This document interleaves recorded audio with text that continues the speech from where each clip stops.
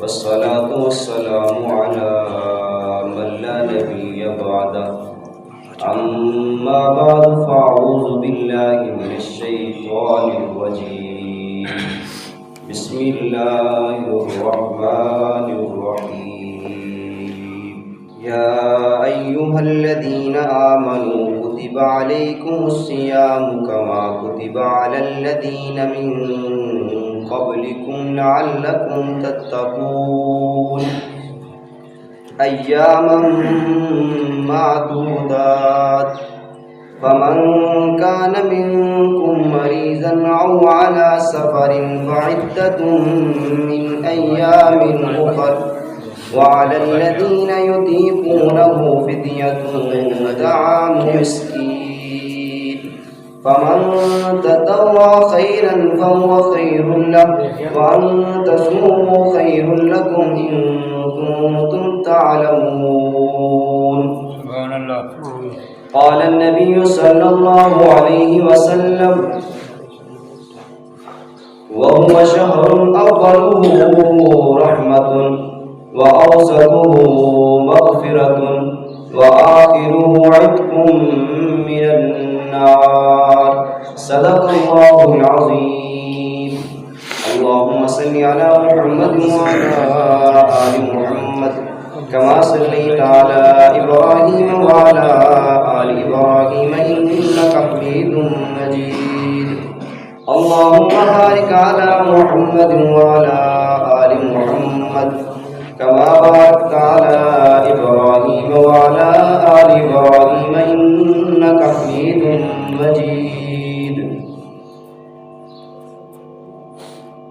رمضان المبارک کا پہلا اشرا شروع ہو چکا ہے.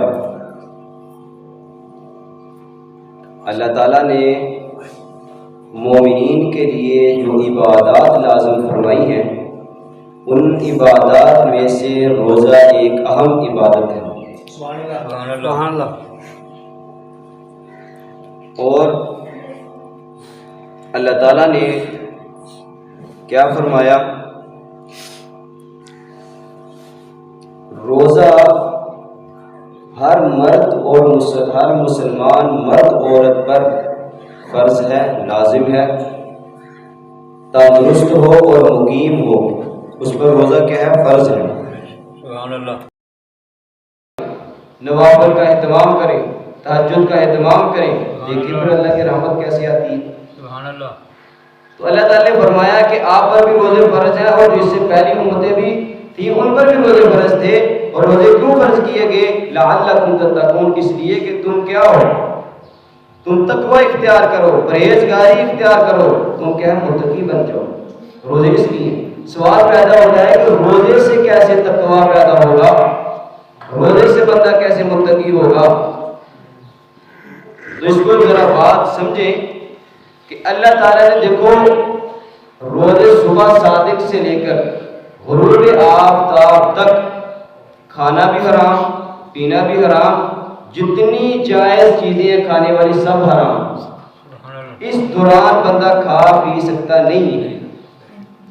اللہ تعالیٰ نے ان چند گھنٹوں میں یعنی صبح صادق سے لے کر غروب آفتاب تک چند گھنٹوں کے لیے کتنی چیزیں کیا ہے؟ حرام قرار دے دی. چند گھنٹوں کے لیے اللہ تعالیٰ نے حرام کیوں قرار دیا؟ اس لیے کہ اللہ تعالیٰ کا حکم ہے کہ تم نے کھانا نہیں ہے تو جو کھائے گا تو وہ کیا رہے گا؟ حرام کام کرے گا. تو اللہ تعالیٰ نے نقطہ سمجھنے کا یہ ہے کہ اللہ تعالیٰ نے چند گھنٹوں کے لیے حلال چیزیں حرام جو ہے نا حرام کر دی ہیں. حلال چیزیں کہ تم نہیں کھا سکتے ان چند گھنٹوں میں. تو جو 12 مہینے اللہ تعالیٰ نے حرام کیے وہ کیسے کھا سکتے ہیں؟ جو 12 مہینے کی حرام ہے، شراب نہیں پی سکتے 12 مہینے حرام ہے، ٹھیک ہے نا. سود نہیں کھا سکتے 12 مہینے حرام ہے. تو چند گھنٹوں کے لیے جو بندہ بچتا ہے کہ یہ کھانا حلال چیزیں نہیں کھا سکتا تو جو 12 مہینے حرام ہے وہ بندہ کیسے کر سکتا ہے؟ سبحان اللہ. تو اس لیے یہ بات بھی ذہن میں رکھنی چاہیے. تو روزہ کس لیے کہ تاکہ کیا ہے؟ تقوی اختیار کرو. تقوی اختیار کرنے کیسے ہوگا؟ تم روزہ رکھو گے تو پرہیزگاری آ جائے گی.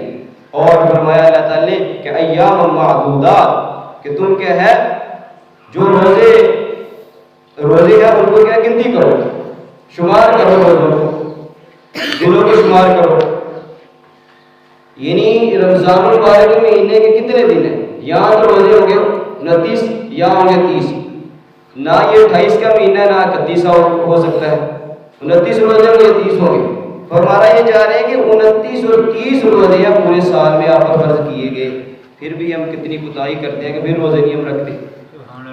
تو فرمایا کہ ایام معدودات، تم کیا ہے روزوں کو شمار کرو، کتنے کے روزے ہیں؟ 29 ہیں یا 30 ہوں گے روزے، وہ بھی نہیں تو رکھتے۔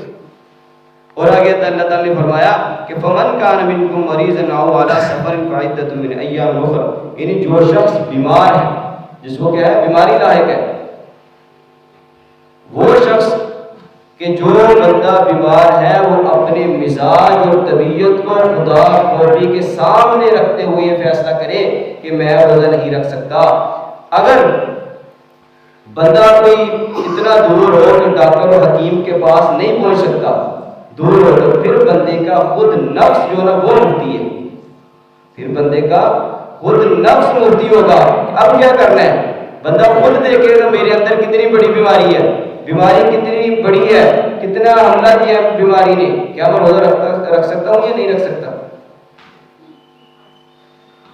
اور اتنا بیمار ہو کہ کل قیامت کے دن اگر اللہ تعالیٰ سوال کرے روز محشر کہ تم نے روزہ کیوں نہیں رکھا تھا، تو آپ اگر اللہ کے سامنے جواب دے سکے تو تب روزہ چھوڑنا، ورنہ روزہ نہ چھوڑنا۔ اگر اللہ کے سامنے تم کیا ہے جواب دے سکتے ہو کہ میں نے روزہ اس عذر سے چھوڑا تھا، اس وجہ سے چھوڑا تھا، یہ بیماری تھی، اگر اللہ کو جواب دے سکتے ہو تو پھر روزہ چھوڑنا، ورنہ چھوٹی موٹی بیماری سے روزہ نہ چھوڑنا۔ اور روزہ جو بیمار ڈاکٹر کے پاس جائے وہ ڈاکٹر منع کر دے، یا حکیم کے پاس جائے اور منع کر دے کہ روزہ نہیں رکھنا بیماری کی وجہ سے، اور کس ڈاکٹر کی بات مانی جائے گی، کس حکیم کی بات مانی جائے گی، اس میں 3 شرطیں پائی جائیں گی۔ ڈاکٹر کے لیے پہلی اور حکما کے لیے پہلی شرط یہ ہے کہ وہ مسلمان ہو، غیر مسلمان کی بات حجت نہیں ہو سکتی۔ مسلمان ہوگا اس ڈاکٹر کی بات مانی جائے گی، کہ روزہ چھوڑ دے تو پھر چھوڑا جائے گا۔ دوسری شرط یہ ہے کہ وہ کیا ہو، روزے کا پابند ہو، نماز کا پابند ہو، فاسق آدمی کی بات حجت نہیں ہوگی، شرعاً حجت نہیں ہوگی، اس کی بات نہیں مانی جائے گی۔ اور تیسرا وہ ڈاکٹر مستند ڈاکٹر ہو، اور حکیم بھی کیا ہو، مستند ہو۔ اگر باپ دادا ڈاکٹر ہی تو وہ بھی دکان کھول کے بیٹھ گیا، چند بوتلیں رکھ لیا اور جناب ٹیکے رکھ لے چلا ڈاکٹر، اس ڈاکٹر کی گل نہیں منی جائے گی۔ اور ابھی حکیم جنہیں آج کل چھٹے نے سارے، اس حکیم کی گل بھی منی جائے گی۔ مستند ڈاکٹر اور حکیم ہو تو اس ڈاکٹر اور حکیم کی بات مانی جائے گی، پھر روزہ چھوڑا جائے گا، ورنہ روزہ نہیں چھوڑا جائے گا۔ تو اس لیے بندے کو کیا کرنا چاہیے؟ آج دیکھ لو ہر کوئی بندہ ایسا نہیں جو بیماری سے بچا ہو، کوئی نہ کوئی چھوٹی موٹی بیماری کیا ہے لگی ہوئی ہے۔ اس لیے اتنی چھوٹی بیماری کی وجہ سے روزہ نہ چھوڑے، پتہ نہیں اس کے بعد زندگی میں رمضان آنا ہے یا نہیں آنا۔ اور اللہ تعالیٰ نے فرمایا کہ جو شخص کیا ہے مسافر ہے، مسافر ہے، اس کے لیے بھی کیا ہے، مسافر کے لیے یہ ہے کہ اگر وہ روزہ چھوڑنا چاہے تو چھوڑ سکتا ہے، اور اگر رکھنا چاہے تو یہ بہتر ہے، اگر رکھنا چاہے تو رکھ سکتا ہے، یہ بہتر ہے کہ وہ روزہ رکھ لے۔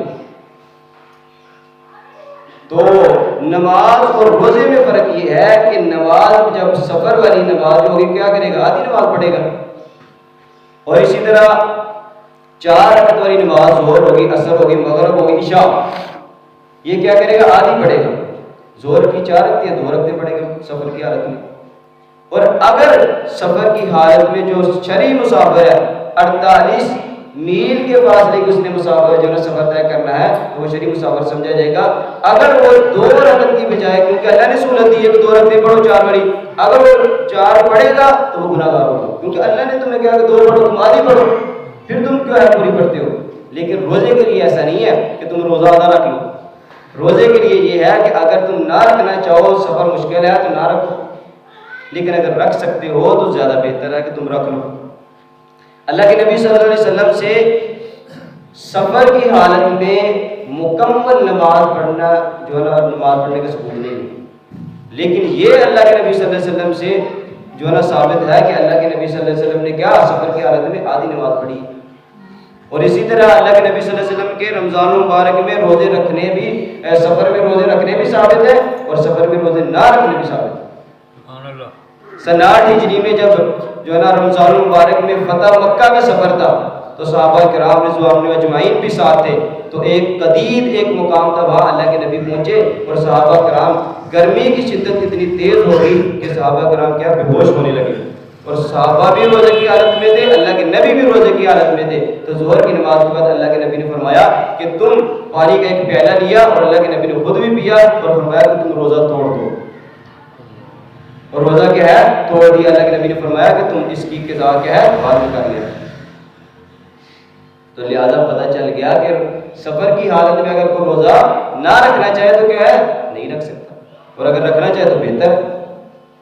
تو یہ اللہ تعالیٰ کیا ہے بیان کر رہے ہیں کہ سفر کی حالت میں کیا ہے روزہ اگر رکھنا چاہے تو رکھ سکتا ہے۔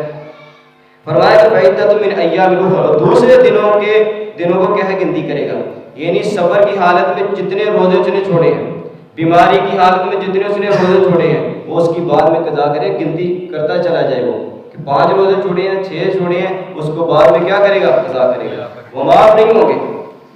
اور نماز، روزہ، زکوٰۃ، عشر ایسی عبادات ہیں تم کروڑ مرتبہ بھی ہے نا توبہ کر لو اللہ کے سامنے تو اس کی معافی نہیں ہے، یہ تمہیں ادا کرنے پڑیں گے، اس کی کوئی صورت ہی نہیں ہے، کوئی گنجائش ہی نہیں ہے، یہ تمہیں ادا کرنے پڑیں گے۔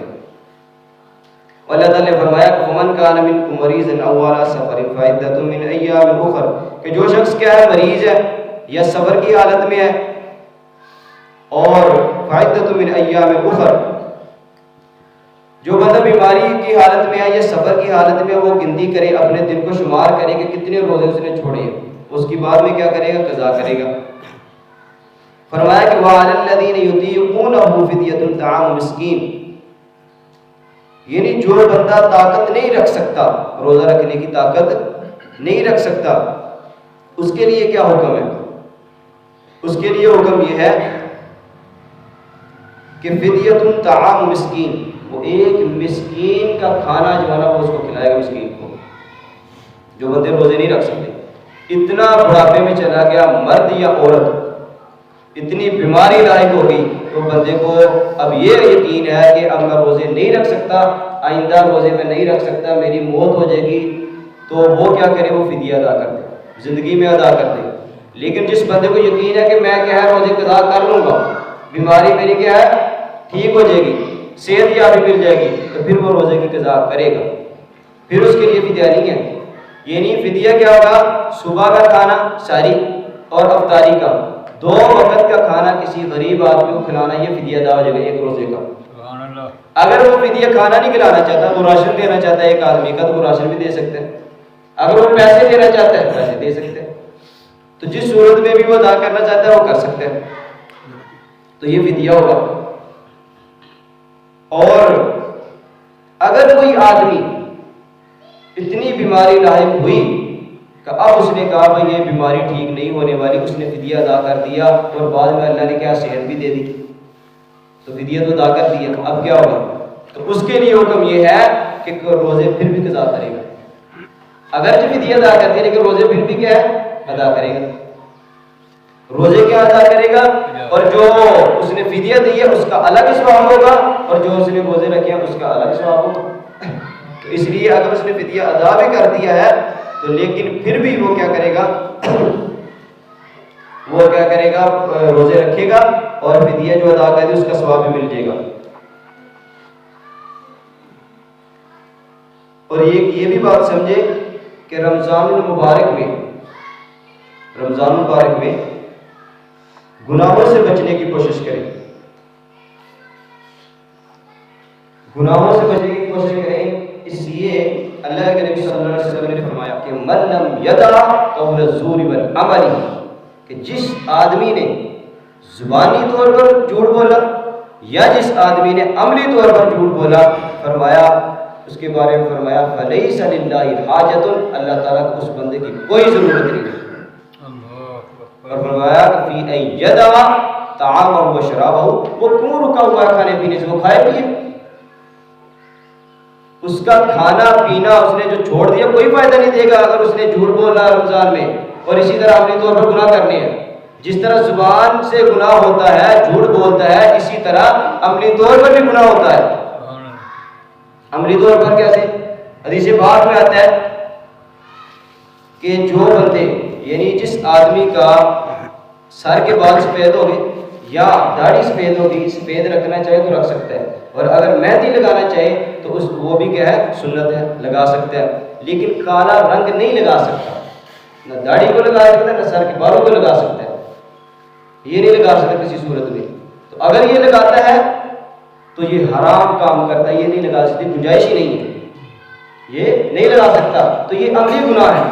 اور اللہ کے نبی صلی اللہ علیہ وسلم نے فرمایا کہ قیامت کے دن کچھ لوگ ایسے پیدا ہوں گے کہ جو قرب قیامت کے قریب وہ کیا کریں گے، سر کے بال بھی کالے کریں گے، داڑھی کے بال بھی کالے کریں گے. فرمایا کہ وہ جنت کی خوشبو بھی نہیں سونگھ سکیں گے. اگرچہ کیا ہے 40 سال کی مسافت سے جنت کی خوشبو آئے گی، لیکن جنت کی خوشبو نہیں سونگھ سکیں گے جو کالا رنگ لگاتے ہیں. ہاں برون ڈارک رنگ لگا سکتے ہیں، برون وہ رنگ لگا سکتے ہیں. ہمارے شیخ کا متکلم اسلام مولانا محمد الیاس مسجد مجدو، تو ان سے پوچھا کہ حضرت آپ کی داڑھی تو سفید تھی، آپ نے بھی تو کالا رنگ لگایا. فرمایا قرآن کریم میں مدہامتان، جنت کے 2 ایسے باغ ہیں کہ جو اتنے برون ہیں، اتنے برون ہیں لگتے سیاہ ہیں. میری داڑھی اتنی برون ہے لگتی سیاہ ہے، کالی نہیں کی بلکہ کیا کی ہے، برون رنگ کی ہے. تو کالا رنگ لگانا کیا ہے، جائز نہیں. یہ کیا ہے، عملی گناہ ہے، عملی جھوٹ ہے. دھوکہ دینا کسی کو یہ بھی عملی جھوٹ ہے، تو ان سے بچا جائے. اور اللہ تعالیٰ نے فرمایا کہ فمن تطوع خیر فهو خیر له، کہ جو شخص کیا ہے دل کھول کر کے نیکی کرنا چاہتا ہے. پہلے تھا نا کہ ایک مسکین کا کھانا کھلائے گا تو اس کا ایک روزے کا فدیہ ادا ہو جائے گا، اور اگر 2 بندوں کو کھانا کھلا دے تو یہ زیادہ بہتر ہے، فهو خیر له، اس کے لیے زیادہ بہتر ہے. اور اسی طرح اگر 2 بندوں کی رقم دینا چاہتا ہے، 4 بندوں کی رقم دینا چاہتا ہے، وہ دے لے ایک روزے کی، یہ کیا ہوگا، اس کے لیے بہتر ہے، یہ اس کے لیے نیکی کیا ہے، زیادہ بہتر ہے. اگر وہ دینا چاہتا ہے تو دے سکتا ہے، اگر اس نے استطاعت دی ہے تو ایک روزے کی بجائے ایک بندے کو کھانا کھلانے کی بجائے 5 بندوں کو کھانا کھلائے. تو یہ کیا اس کے لیے اللہ تعالیٰ نے فرمایا کہ فهو خیر له، اس کے لیے یہ زیادہ بہتر ہے. وَأَن تَصُومُوا خَيْرٌ لَكُمْ إِن كُنتُمْ تَعْلَمُونَ، اللہ تعالیٰ فرماتا ہے کہ تم کیا ہے، روزہ رکھو، یہ تمہارے لیے زیادہ بہتر ہے اگر تم جانتے ہو. اگر تم کیا ہے جانتے ہو تو روزہ رکھو. اگر تم طاقت رکھ سکتے ہو، اللہ نے صحت دی ہے، اللہ نے صحت دی ہے، تو اس صحت کا کیا ہے تم فائدہ اٹھاؤ، اللہ تعالیٰ سے کیا ہے، اللہ تعالیٰ کی رحمت حاصل کرو. فرمایا کہ شہر رمضان الذی انزل فیہ القرآن ہدی للناس وبینات من الہدی والفرقان. فرمایا کہ رمضان کا مہینہ ایسا ہے کہ اس مہینے میں اللہ تعالیٰ نے قرآن کو نازل کیا ہے. اس لحاظ سے بھی کیا ہے، یہ مقدس مہینہ ہے. قرآن کریم کی سب سے پہلے وحی جو آئی سورہ اقراء کی 5 آیت اتری جبل نور کی چوٹی، جبل نور کی غار حرا میں اللہ کے نبی تھے تو 5 قرآن کریم کی آیات اتری. پہلی کتابوں میں اس جبل نور کو فاران کہتے تھے، اب اس چوٹی کا نام کیا ہے، جبل نور ہے. اور آخری جو وحی اتری قرآن کریم کی وہ الیوم اکملت لکم دینکم واتممت علیکم نعمتی ورضیت لکم الاسلام دینا. ہجرت کا 10واں سال، ذوالحجہ کی 9ویں تاریخ، جمعہ کا دن عصر کے وقت قرآن کریم کی آخری آیت اتری الیوم اکملت لکم دینکم، کہ میں نے تمہارے لیے تمہارے دین کو مکمل کر دیا. واتممت علیکم، اور تمہارے لیے میں نے نعمتیں کیا ہے تمام کر دی. ورضیت لکم الاسلام دینا، یہ ایسا دین اسلام ہے جس کو میں پسند کرتا ہوں. دنیا کا کوئی مذہب جتنے حقوق دین اسلام نے دیے ہیں دنیا کا کوئی مذہب نہیں دے سکتا. جتنی حیاداری پاک دامنی اسلام نے رکھی ہے کسی اور مذہب نے نہیں ہے. اسلام سب سے بہترین مذہب ہے.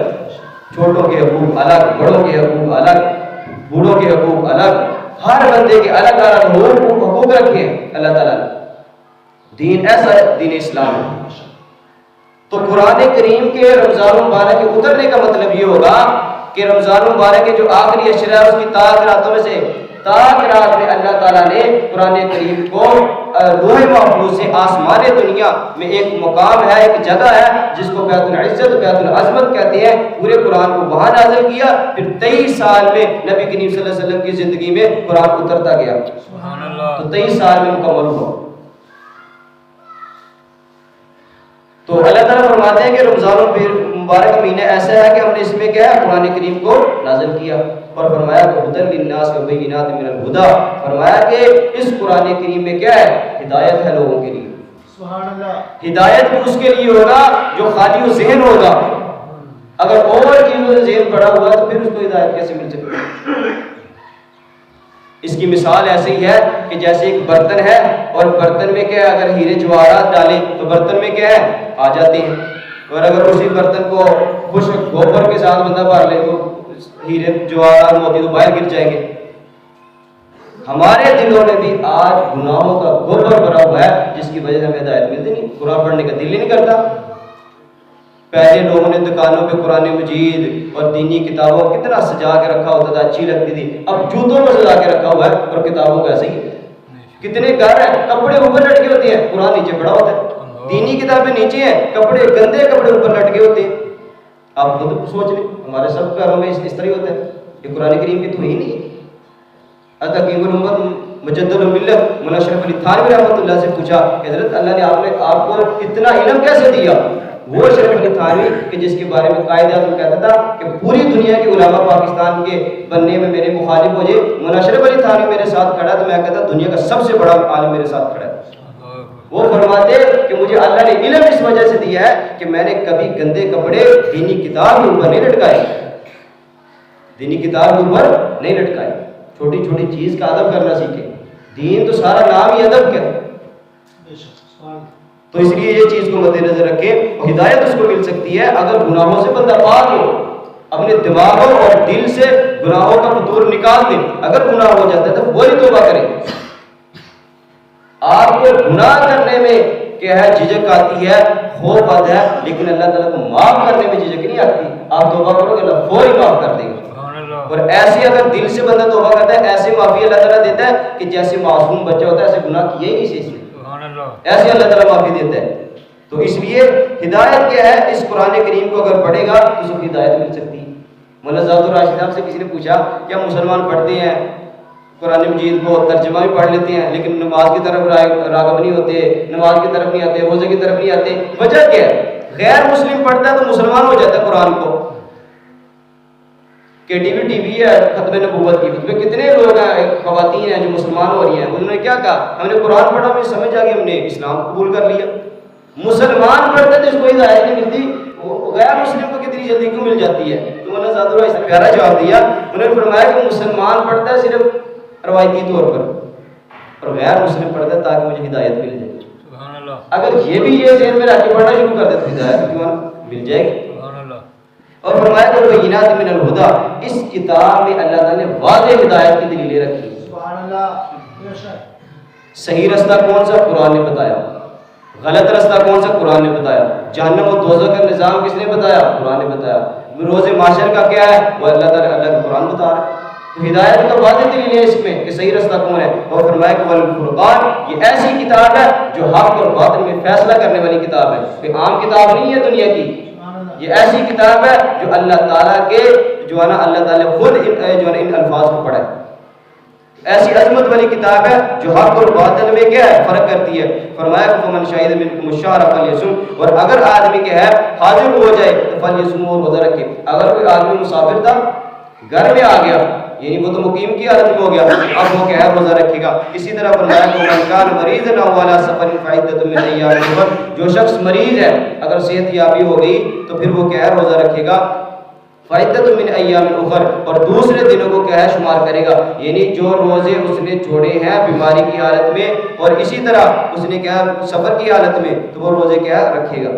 اللہ تعالیٰ فرما رہے ہیں کہ یرید اللہ بکم الیسر، اللہ تعالیٰ جو ہے نا ہر بندے کے ساتھ کیا کرتا ہے؟ آسانی کا معاملہ کرتا ہے. فرمایا کہ ولا یرید بکم العسر، اللہ تعالیٰ اس کے ساتھ تنگی کا جو نا واسطہ نہیں کرتے، تنگی کا ارادہ نہیں کرتے. اگر اللہ چاہتے بھائی بیماری ہو روزہ تب بھی رکھنا ہے، بیماری ہو تو تب بھی آپ نے روزہ رکھنا ہے، کہ کسی کوئی صورت نہیں ہے بیماری ہو تب بھی روزہ رکھنا ہے، چھوڑنے کی کوئی گنجائش نہیں ہے. لیکن اللہ نے کیا کہا؟ اگر تم سفر کی حالت میں روزہ چھوڑ دو. یہ اللہ تعالیٰ نے آسانی کا معاملہ کیا ہے. ولا یرید بکم العسر، اللہ تعالیٰ نے تنگی کا معاملہ نہیں کیا ہمارے ساتھ. اللہ تعالیٰ کی کیا ہے؟ یہ رحمت ہے. اور فرمایا کہ وَلِتُكْمِلُوا الْعِدَّةَ، اور اسی طرح فرمایا کہ تم کیا مکمل کرو عدت کو. کتنی بار اللہ تعالیٰ نے فرمایا کہ تم جو روزے چھوڑتے اس کو ادا کرو. ایک بار نہیں 3-4 بار تمہیں بتا دیا. وَلِتُكْمِلُوا الْعِدَّةَ، اور تم کیا کرو اس دنوں کو کیا ہے مکمل کرو. اور فرمایا وَلِتُكَبِّرُوا اللَّهَ عَلَى مَا هَدَاكُمْ، تاکہ تم اللہ تعالیٰ کی برائی بیان کرو، اللہ تعالیٰ کی عظمت بیان کرو. روزے رکھ کر اللہ تعالیٰ کی ہے عظمت بیان کرو. عَلَى مَا هَدَاكُمْ، ان نعمتوں پر جو اللہ تعالیٰ نے تمہیں ہدایت کی ہے. حدیث پاک میں آتا ہے کہ 4 کلمات ایسی ہیں جو بڑے بہترین ہیں. وہ کون سی ہیں؟ سبحان اللہ والحمد للہ ولا الہ الا اللہ واللہ اکبر. یہ جو بندہ پہلے 4 کلمات ایسے ہیں جو بہترین ہیں، بندے کو یہ پڑھنے چاہیے. ہر وقت وضو ہو تب بھی پڑھے، وضو نہ ہو تب بھی پڑھے. اور عورتوں کے لیے اگر عورتیں اس دنوں میں ہیں کہ جن دنوں میں کیا ہے نماز معاف ہو جاتی ہے، یعنی حیض کی اگر نفاس کے دن ہے تو ان دنوں میں عورت کے لیے نماز کی معافی ہے، وہ قضا نہیں کرے گی. لیکن روزے کے لیے کیا ہے؟ روزوں کے لیے قضا کرے گی. اس میں ایک چھوٹا سا واقعہ سنیے، آپ کو عورتوں کے حوالے سے یہ بات سمجھ آئے گی. امام اعظم ابو حنیفہ رحمۃ اللہ علیہ، جو صحابہ کرام کے بعد دنیا میں اس دھرتی پہ ایسا شخص نہیں پیدا ہوا.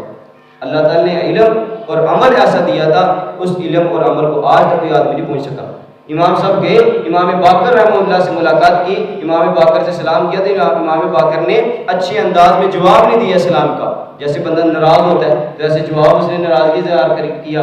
تو امام ابو حنیفہ رحمۃ اللہ نے فرمایا کہ امام صاحب لگتا ہے مجھ سے آپ ناراض ہیں. تو امام باقر رحمۃ اللہ نے فرمایا کہ ابو حنیفہ میں نے تیرے بارے میں سنا ہے تو قیاس کو لیتا ہے قرآن کو چھوڑ دیتا ہے، تو قیاس کو لیتا ہے حدیث کو چھوڑ دیتا ہے. امام ابو حنیفہ رحمۃ اللہ نے فرمایا کہ حضرت میرا قیاس یہ کہتا ہے، میرا خیال یہ کہتا ہے کہ نماز جو ہے نا اہم عبادت ہے، روزے سے زیادہ بھی نماز اہم ہے. لہذا میرا قیاس تو یہ کہتا ہے کہ نماز کی قضا کرنی چاہیے اور روزے کی قضا نہیں کرنی چاہیے. لیکن میں نے اپنے قیاس کو، اپنے خیال کو دفن کر دیا ہے آپ کے نانا کے فرمان کی وجہ سے. نبی کریم صلی اللہ علیہ وسلم کے فرمان کی وجہ سے میں نے اپنے قیاس کو دفن کر دیا ہے، آپ کے نانا کے فرمان کو لے لیا. امام صاحب فرمانے لگے کہ ماہواری کے دنوں میں، حیض کے دنوں میں عورتوں کے لیے کیا ہے؟ روزہ کیا ہے؟ وہ رکھے گی، قضا کرے گی، اور نماز کی قضا نہیں ہے. تو فرمایا میرا کیا تو کہتا ہے کہ روزہ نہیں قضا کرنا چاہیے بلکہ نماز قضا کرنی چاہیے. نماز اس لیے کہ روزے سیام ہے. لیکن میں نے یہ نہیں دیکھا میری عقل کیا کہتی ہے، میں نے دیکھا کہ نبی کا فرمان کیا کہتا ہے. فرمایا کہ میرا قیاس تو یہ کہتا ہے کہ عورت کو 2 گنا جائیداد ملنی چاہیے، مرد کو 1 گنا ملنی چاہیے. اس لیے کہ مرد تو طاقتور ہے، عورت کمزور ہے، عورت کو زیادہ ملنی چاہیے. لیکن کیونکہ اللہ کے نبی نے فرمایا عورت کو 1 گنا، مرد کو 2 گنا، تو میں نے اپنے قیاس اور اپنی عقل کو چھوڑ دیا آپ کے نانا کے فرمان کی وجہ سے.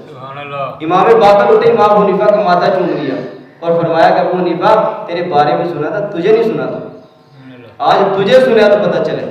تو اس لیے عورت کے لیے کیا ہے؟ وہ حیض کے دنوں، نفاس کے دنوں میں روزوں کی قضا تو کرے گی لیکن نماز اس کے لیے معافی، نماز کی قضا نہیں کرے گی. اس لیے کہ نماز تو زیادہ، روزے تو 1 سال میں. تو اللہ تعالیٰ نے آخری آیت میں فرمایا کہ وَلَعَلَّكُمْ تَشْكُرُونَ، اللہ تعالیٰ کا کیا ہے؟ شکر ادا کرو. اللہ تعالیٰ کا ہر وقت شکر ادا کرنا چاہیے.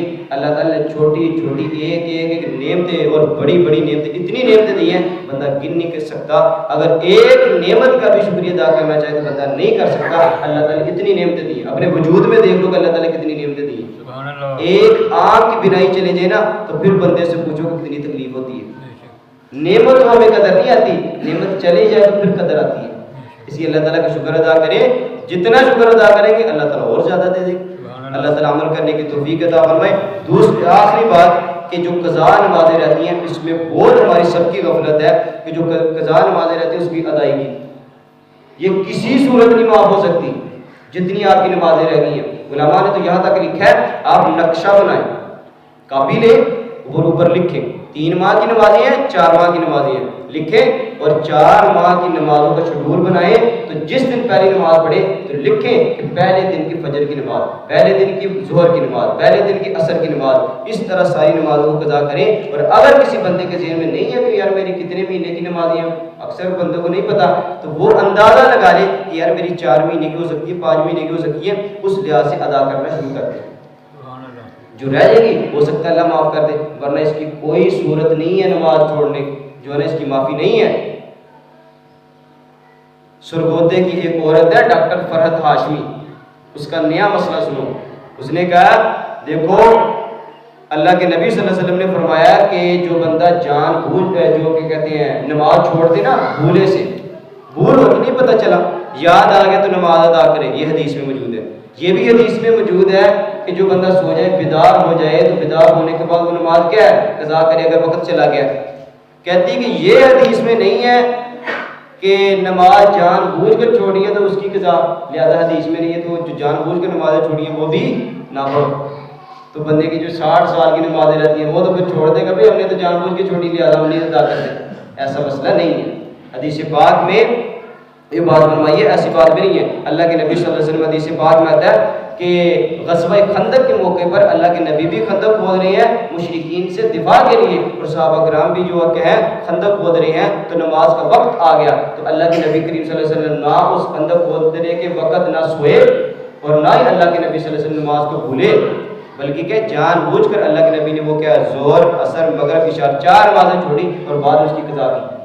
تو جان بوجھ کر چھوڑ دے تو حدیث سے ثبوت ملتا ہے.